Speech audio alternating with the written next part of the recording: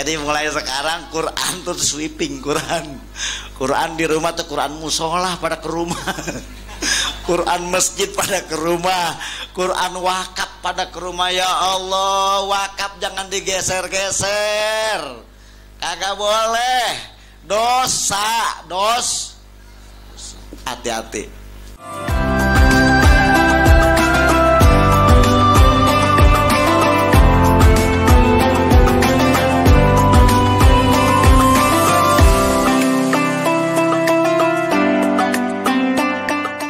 Assalamualaikum warahmatullahi wabarakatuh. Bismillah, alhamdulillah, wassalatu wassalamu ala rasulillah Muhammad ibn Abdullah wa ala alihi wa ashabihi wa man tabi'ahu wa walah. La hawla wa la quwwata illa billah, ma ba'd. Rabbi syrah li sadri wa yassir li amri wa hlul 'uqdatam min lisani yafqahu qawli waj'alni waziran min ahli bi jahi sayyidina wa habibina Muhammad sallallahu alaihi wa alihi wasallam. Al-mukarramun, para alim ulama, para muallimin, para asatid dan asatidat, para tokoh dan sesepuh masyarakat, para hujaj, para aparat pemerintah setempat, Bapak RW, Bapak RT, hadirin dan hadirat sekalian yang saya muliakan. Ini apa ini? Mic. Syukur alhamdulillah, ini malam sama-sama kita bisa melangkahkan kaki kita atas izin Allah Subhanahu wa taala menghadiri pembukaan kitab tafsir, pengajian kitab tafsir Yasin yang diadakan oleh Majlis Taklim Gabungan ya, RW 01 plus 02. Berapa Majlis Taklim?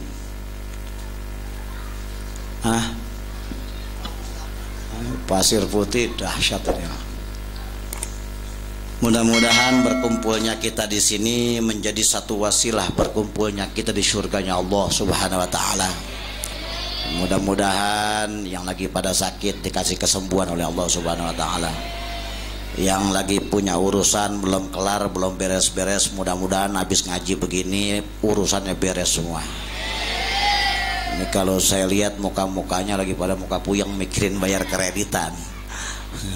Besok mau Ramadan, duit belum punya, tagihan jalan terus. Mudah-mudahan datang ngaji dikasih kemudahan oleh Allah Subhanahu wa taala. Yang belum lunas punya utang, mudah-mudahan hadir ngaji tafsir dikasih rezekinya oleh Allah bisa melunasi utang-utangnya hingga masuk bulan Ramadan udah bebas nggak punya utang. Alhamdulillah, mudah-mudahan, amin ya rabbal. Bapak-bapak, ibu-ibu, hadirin dan hadirat, ini kita ngaji tafsir Yasin namanya. Ini kitabnya namanya Tafsir Yasin. Orang kalau pengen ngapa-ngapain kudu tahu dulu dia lagi ngapain, mau ngapain, apa yang dia pegang, apa yang dia pelajarin, dari mana yang dia pelajarin. Jadi danta laksana orang bawa motor, tahu mereknya, tahu caranya, tahu bagaimana giginya, koplingnya apa, semua dia tahu. Insya Allah begitu dia bawa motor, tahu-tahu motornya rusak, dia tahu di mana dandaninnya. Betul-betul. Jadi kalau kita nih sekarang ngaji tafsir, nih tulis wa kullu ilmin laisa fil qirtasi dha wa kullu sirrin jawazal isnaini sya. Ilmu kalau kagak ditulis, tong dengerin tong, tak gue sunatin tuh. Ilmu kalau kagak ditulis, itu bakal sia-sia, bakal hilang. Ada istilah orang kita ngaji kuping, betul-betul. Kupingnya budek, ilmunya hilang. Jadi kalau masih muda-muda begini, nyatet. Kalau yang udah tua, maklum, mata juga udah rada kurang lihat, apalagi nulisnya nanti cepet, waduh ribet orang tua, ngukur aja suka kesleo kan gitu ya. Kalau buat anak muda ini kan ngajian anak-anak muda juga nih, bapak-bapak juga kudu Mama boleh. Kenapa? Karena ngaji tafsir Yasin. Jadi kudu ditulis, kudu biar nggak sia-sia. Begitu habis ngaji bisa ngajarin anak bini di rumah. Habis ngaji bisa ngajarin engkongnya, betul. Biar rapi, tulis, bawa pulpen, bawa buku, bawa kitab. Itu ngaji namanya. Karena kalau nggak begitu sia-sia ilmu, capek, kelihatan doang gaya. Ngaji apa lu? Ngaji tafsir, begitu. Begitu ditanya apa itu tafsir, kagak ngerti. Orang kita kan kebanyakan begitu, laga doang 3 bakul, 5 bacot, 3 empang. Betul kan?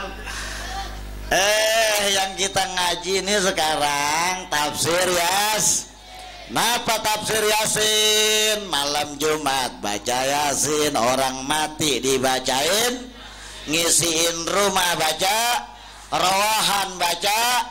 Lalu pengen tahu tentang Yasin, demen banget sama Yasin, nyari berkat di tempat Yasinan, tapi kagak ngerti Yasin, geblek.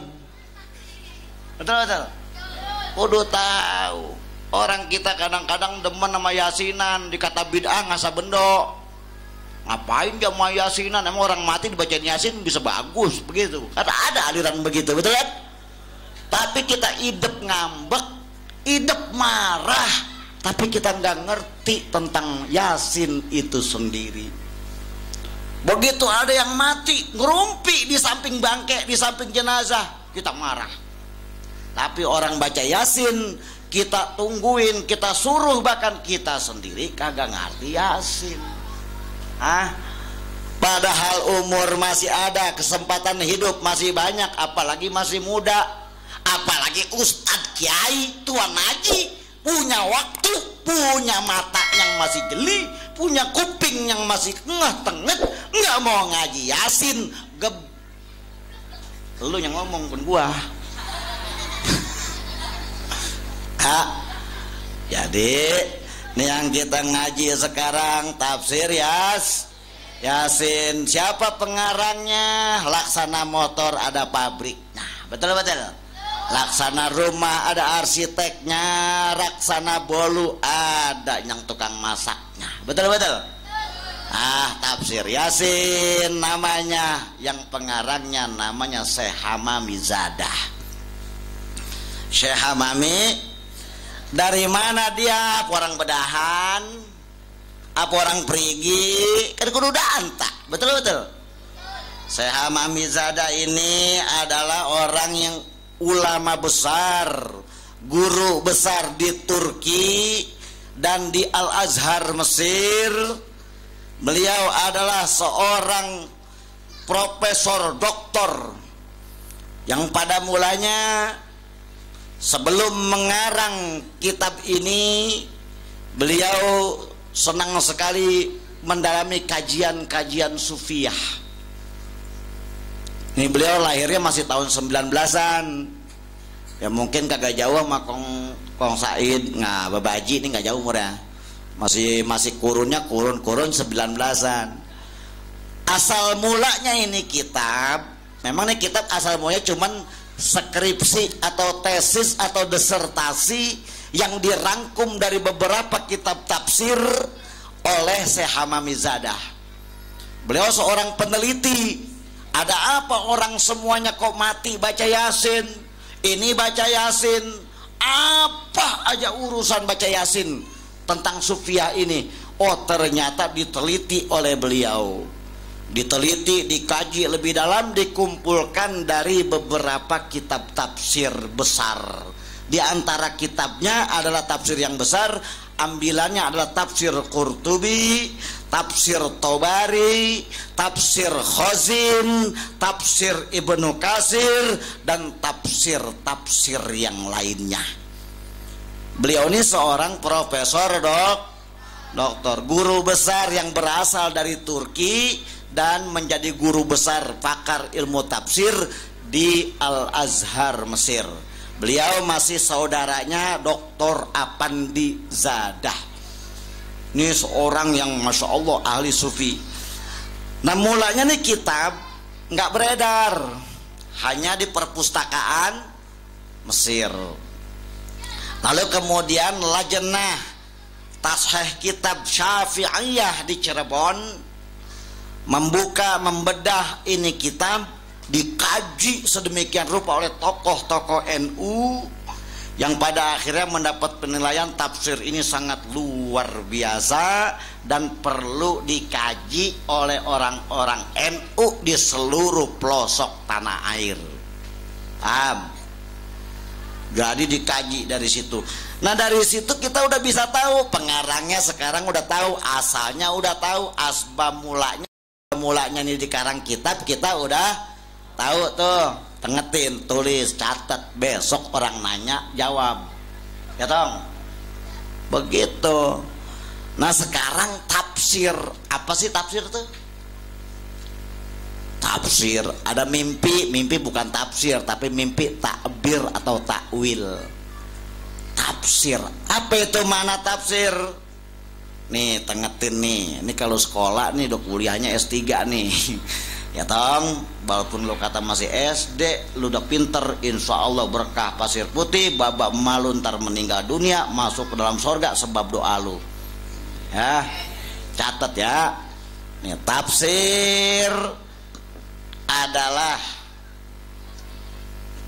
menurut Imam Syamsuddin satu.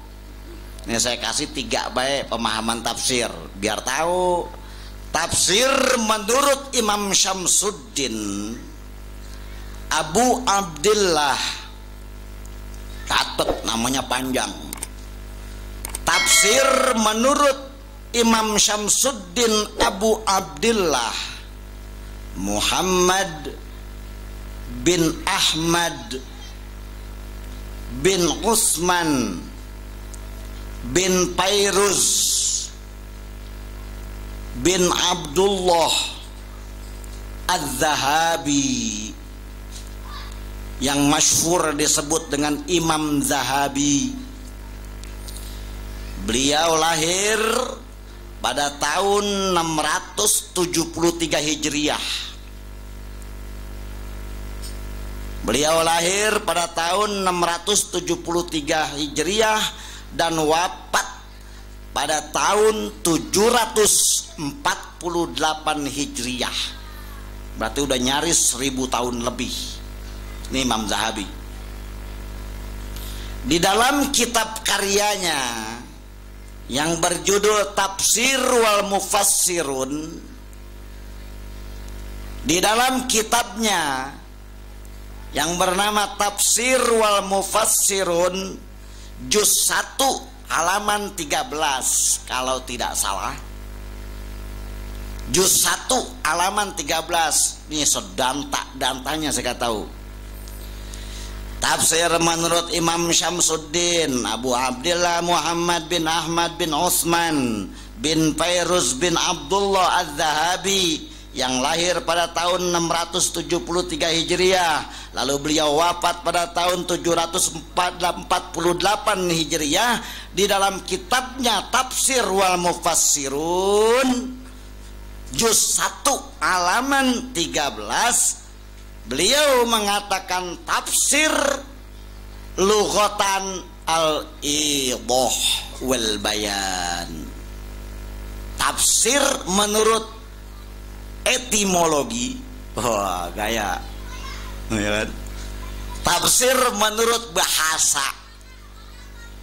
Tafsir menurut bahasa adalah al-idah wal bayan.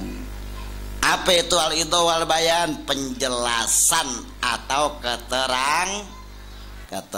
Ini tafsir.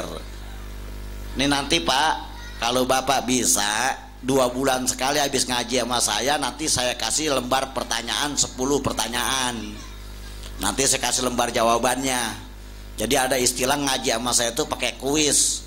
Saya ngaji nggak nyari duit, cuman saya mau ngasih duit. Jadi nanti saya kasih 1 soal hadiahnya 10.000.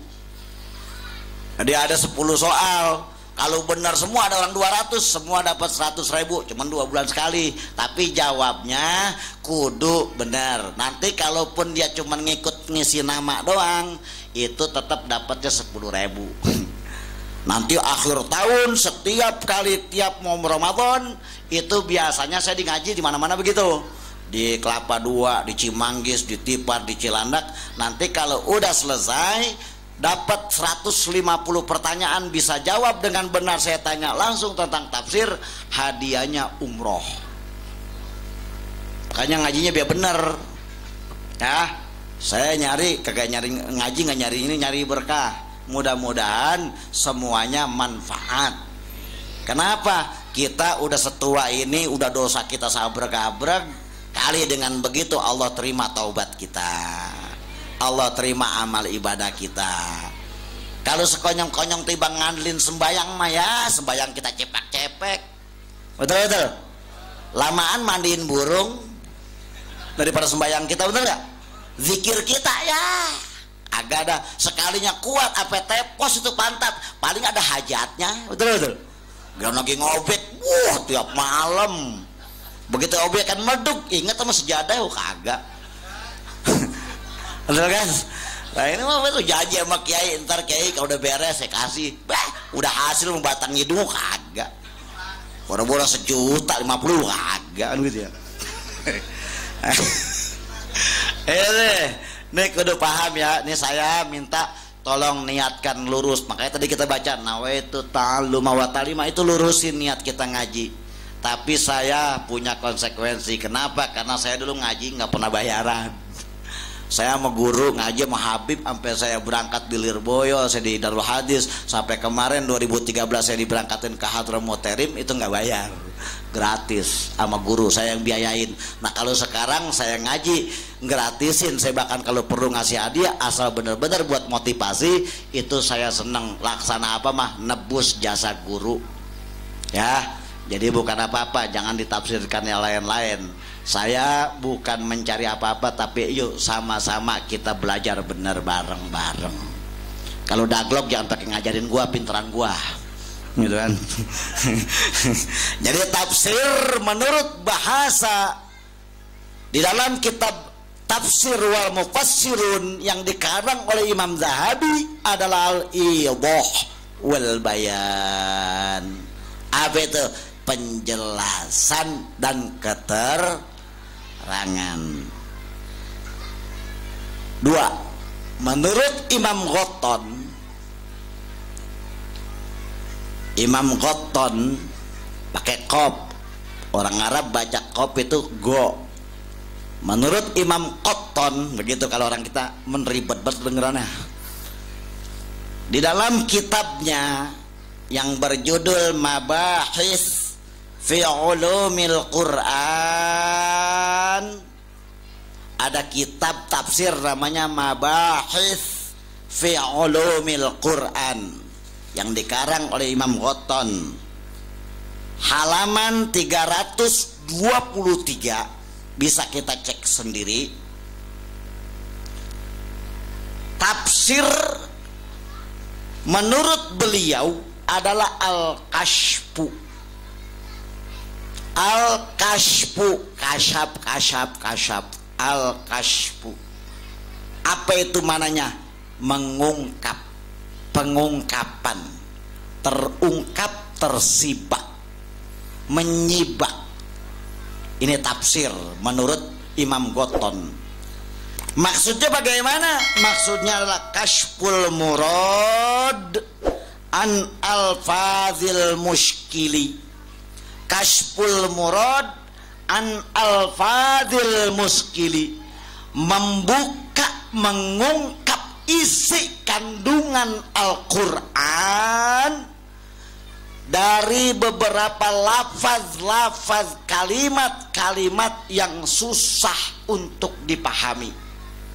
Ini tafsir menurut Imam Qotton dalam kitab Mabahis fi Ulumil Quran, halaman 323. Udah paham kadar pasir putih kudu cerdas, jangan asal bacot ngoceh doang, tapi kudu paham di kitab apa itu adanya. Di kitab Mabahis fi Ulumil Quran, halaman berapa? Halaman 323. Menurut siapa? Menurut Imam Qottan. Apa itu tafsir? Al-Kashfu. Maksudnya Al-Kashfu adalah kashful murad an al-fazil mushkili, yaitu mengungkap isi kandungan Al-Quran dari kalimat atau lafaz-lafaz yang sulit dipahami. Itu paham? Agak paham mah kebangetan gua gobios begini nerangin. Jadi baru dua ya.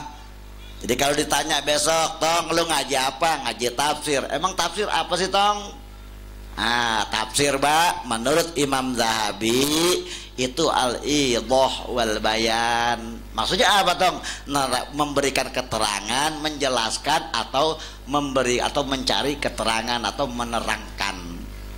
Ada juga menurut Imam Qottan, Imam Qottan mengatakan itu al-kashfu, kashful murad an al-fazil muskili, yaitu mengungkap isi kandungan Quran yang diambil dari lafaz atau kalimat yang sulit dimengerti, sulit dipahami. Ini paham.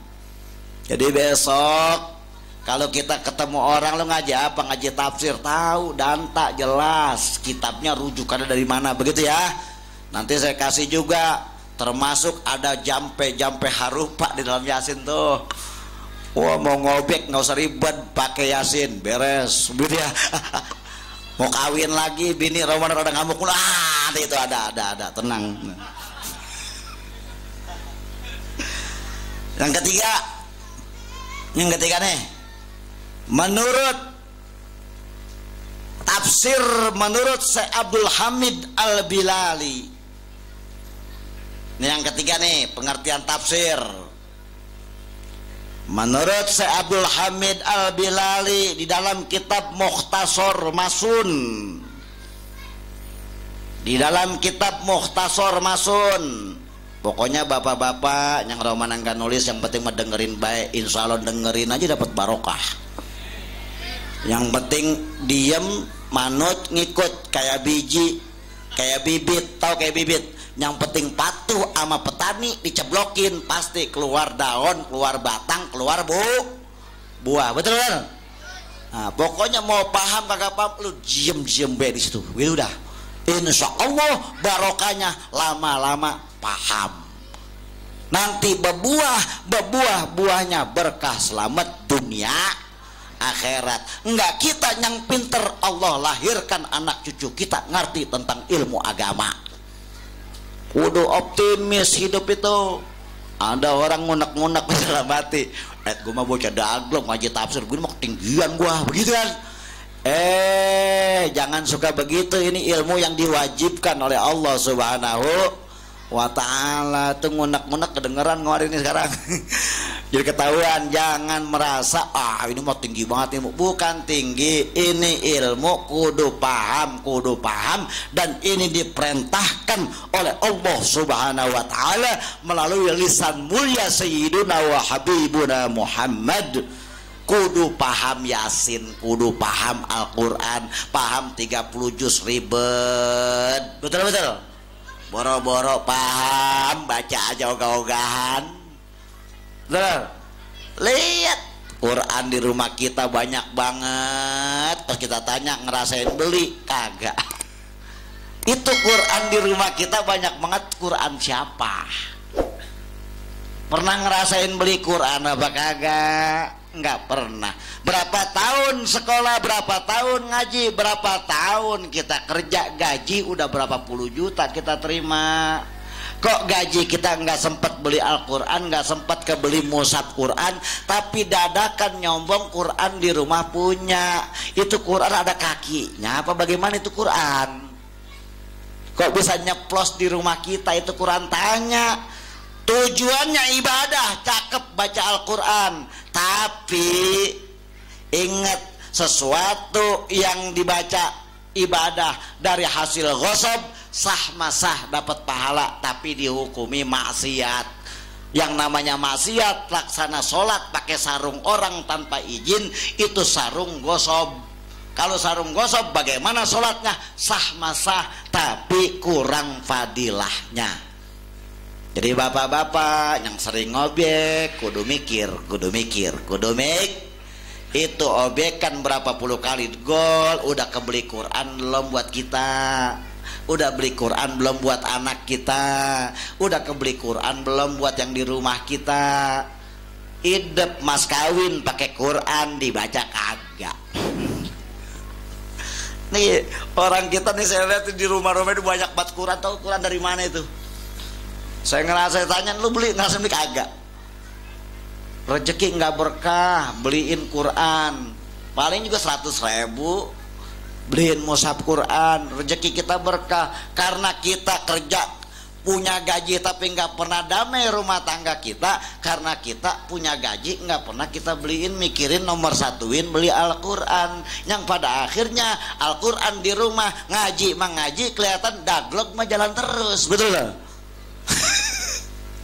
Jadi mulai sekarang Quran tuh sweeping, Quran di rumah tuh Quran musola pada ke rumah. Quran masjid pada ke rumah, Quran wakaf pada ke rumah. Ya Allah, wakaf jangan digeser-geser, kagak boleh, dosa. Hati-hati. Gue mau ngomong begini emang gue lihat sendiri. Pasir Putih Quran di rumah ada 5. Itu Quran siapa? Tahu? La ilaha illallah. Udah pernah ke toko Quran belum? Toko, kagak tahu Quran. Toko Quran kagak tahu dia. Tapi punya Quran hidup. Ini besok nih. Nih mulai sekarang nih habis ngaji nih saya pesen. Ya Allah, Quran kalau kita baca beli dari hasil keringat kita sendiri, dari duit yang halal barokah, nanti bakal nyelamatin kita di alam kubur kita atau waktu sakaratul maut. Itu Al-Quran bakal nyelamatin kita kalau rajin kita baca. Terlebih kalau kita beli pakai hasil usaha kita sendiri yang halal, yang barokah. Jangankan per kalimat, jangankan per surah, jangankan per juz, titik